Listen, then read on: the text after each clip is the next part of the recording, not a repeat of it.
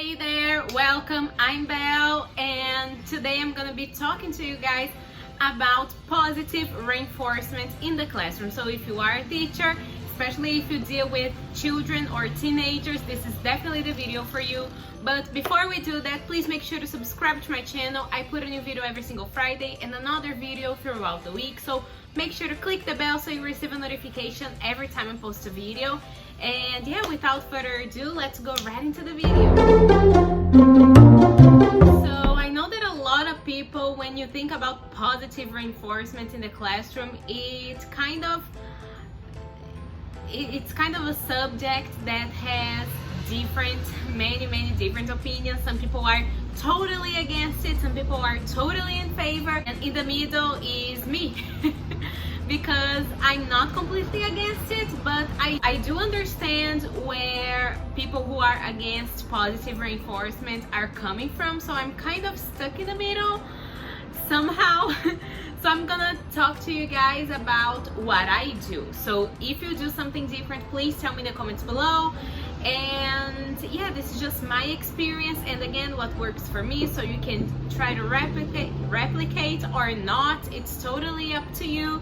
So yeah, so when I think of positive reinforcement, I do not agree with teachers who basically, praise students or reward students who do the bare minimum. Being completely honest, I'm not up for that. I don't agree with it. But for teachers who go a little bit further than that, I do agree with it, because I feel like it's not their obligation. They're not doing it because it's the rule. They're doing it because they're good people, basically. So that's something that I like to reinforce, and I want to do something that they're gonna think about it and maybe realize that they've been doing something good. They will keep doing it.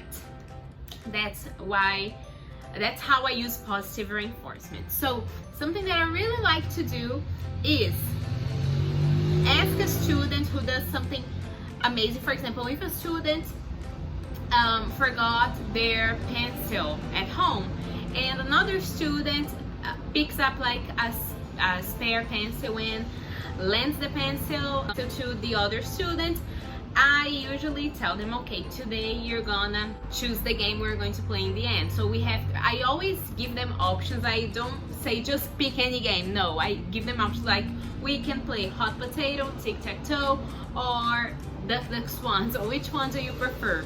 So they choose the game because they've done something good. That's definitely something that helps me a lot, and I feel like more and more students, when they see that, they want to do something good too, because they want to be able to choose the game we're going to play that day. So that's something that's really helpful, and it's just a reward for something that it was not their obligation to do it, but they did it anyway. So why not reward that kind of behavior, right? Something else that I do is, if a student does something amazing in a class and I have like no option to reward that student that day, for example, if they did something amazing like in the end of the class, what I do is, next class I ask them to make a line in front of the door, and I choose the places. I'm like that with most of my groups. So I tell them, okay, last class you did this and it was amazing, so today you will choose your place to sit. That's something that I also do, and it works great. And they sometimes when they do something good in the end of the class, they say, next class can I choose the place that I'm going to sit? And I see how that kind of positive reinforcement works amazing with students, especially with teenagers, because they always want to sit next to their friends.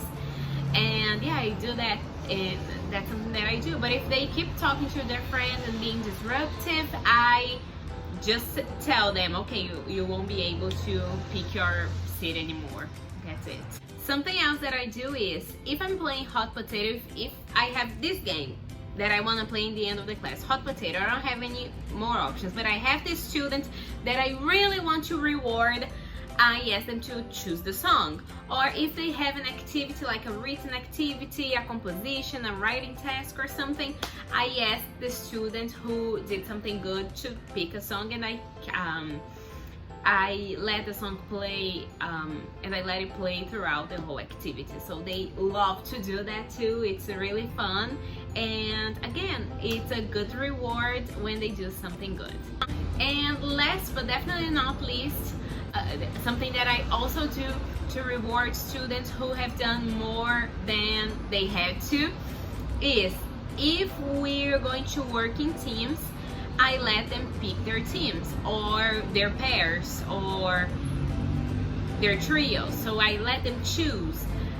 So for example, if we're working in pairs, I tell students, okay, you did this, this and that, and you did this and it was great, so you get to choose your pair.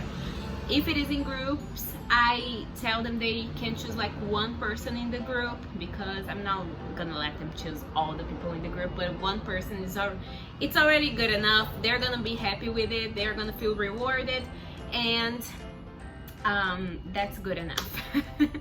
It works great. So these things, they are very, very simple, I know that, but that's what I do. I'm a simple teacher, and I feel like these simple things, when you do them every day and consistently, it reinforces good behavior, and that's what we want to do as teachers, right? Tell me, my fellow teacher friends. Tell me in the comments below if you do any of these. And also, let's not forget putting a smile on your face, having like a good energy around your students, and just letting them know that you're happy with their attitude. And also, when you're going to reward your students, don't forget to tell them why you're rewarding them, because if you don't say it, it's all for nothing. It's all for nothing, because they won't know why you're rewarding them. So you have to make it clear.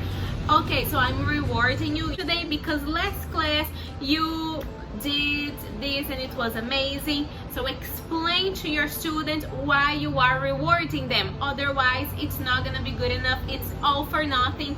They won't understand, and also the other ones, they're gonna be jealous because they won't understand why you're rewarding that one student. So make it clear, say it loudly, say it clear, because you want that student who is being rewarded to know what they did. So make sure they know what they did right, and so that they keep doing, and other students are gonna want to do it too. So that's it for today. Thank you guys so much for watching this video. Please make sure to subscribe to my channel, click the bell so you receive a notification every time I post a video, and I see you soon for a brand new video. Bye.